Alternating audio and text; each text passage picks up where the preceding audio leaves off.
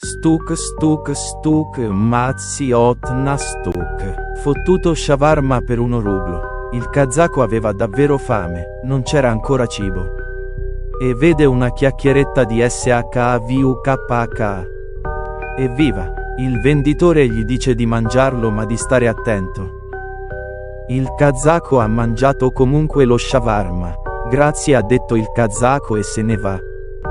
Il venditore dice: stupido ragazzo, è un peccato che non gli abbia parlato delle proprietà del piatto di shawarma.